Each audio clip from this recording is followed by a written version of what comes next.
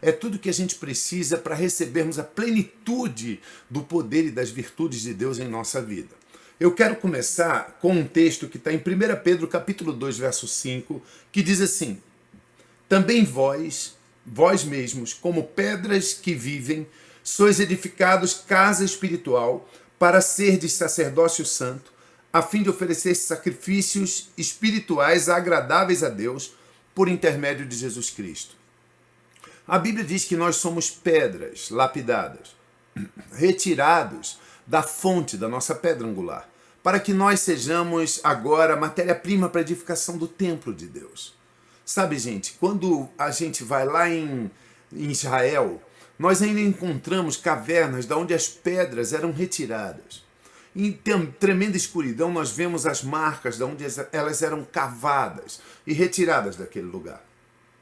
E sabe, as pedras elas precisavam ser trabalhadas naquele lugar, lapidadas. Elas precisavam ser transportadas já prontas, porque Deus deu uma ordem, Ele deu uma direção de que nenhuma ferramenta poderia soar ou fazer barulho lá no templo, onde as pedras estavam sendo juntas para a construção do templo. Veja que coisa interessante, quando nós entendemos que nós somos essas pedras. Elas já saíam prontas e perfeitas da pedreira para serem utilizadas. E nós somos essas pedras cavadas e retiradas de Cristo Jesus. Aleluia. Mas sabe qual é o interessante? Existem pedras dessas que não se sabe por qual motivo elas foram escavadas, retiradas e estão dentro das cavernas na escuridão. Nunca foram transportadas para fora, para a luz.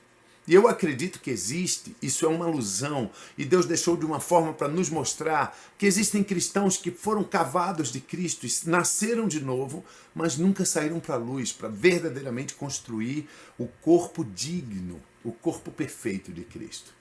Então eu quero falar com vocês, gente, olha só, para trazer alguma base para a gente, que em Efésios capítulo 2, no verso 22, está escrito assim: no qual também vós, juntamente, estáis sendo edificados para a habitação de Deus em espírito.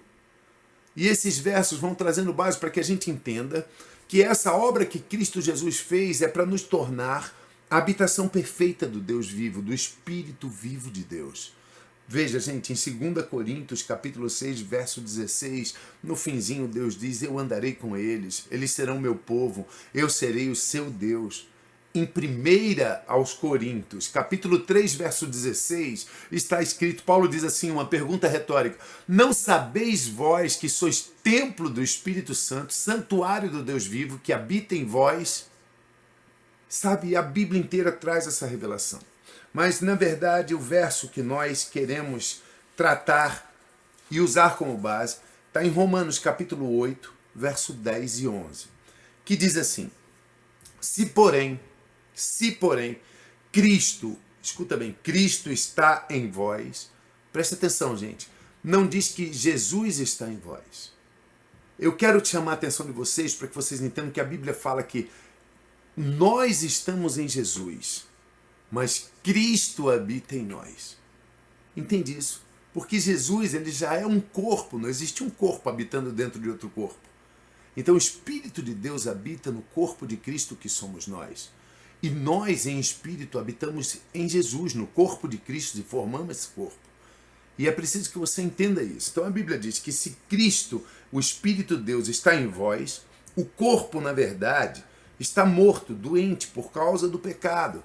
Porque essa vida, esse espírito vivificante não habita no corpo antes da restauração da justiça. Mas diz assim, mas o espírito, ele é a vida por causa da justiça. Que legal! Diz que assim que nós recebemos essa justificação perfeita na obra consumada da cruz, então o espírito vida vem morar em nós. E vida, ela é o antagônico da morte. Ela restaura os efeitos da morte. Pega isso você. No verso 11 diz: se habita em vós o Espírito daquele que ressuscitou a Jesus Cristo dentre os mortos, esse mesmo que ressuscitou a Cristo dentre os mortos, vivificará também o vosso corpo mortal por meio do Espírito que habita em vós.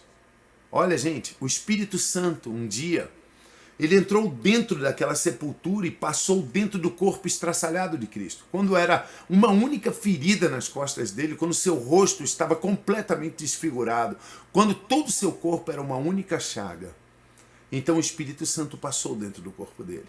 E quando o Espírito foi ressuscitá-lo naquela sepultura, ao fluir dentro do corpo morto de Jesus, todas aquelas feridas milagrosamente foram curadas, foram restauradas.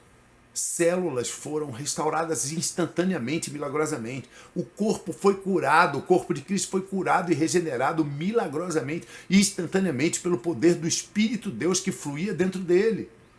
E a Bíblia diz aqui nesse verso 11 que se esse Espírito está em vós e está, então o seu corpo será restaurado e curado, assim como o de Cristo. Eu quero te lembrar que quando Cristo ressuscitou, apesar de antes de ser sepultado, ele está só uma bola de carne exposta, sangrando.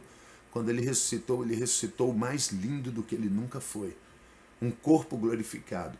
A restauração, a restituição da saúde que o Espírito fluindo deu ao corpo de Jesus superou em muito o estado inicial em que ele vivia. E eu quero dizer a vocês que nós não estamos no Jesus antes da morte. Nós estamos no Jesus ressurreto e glorificado. Essa é a nossa nova vida. Amém. Espero que você tenha começado a ser transformado e receber um milagre extraordinário na sua vida. Não perca os programas dessa semana, que nós vamos estar discorrendo a respeito desse assunto até sexta-feira. E não esqueça de se inscrever no nosso canal antes de sair, para que você empurre essa palavra para mais longe. Fique com Deus e até amanhã.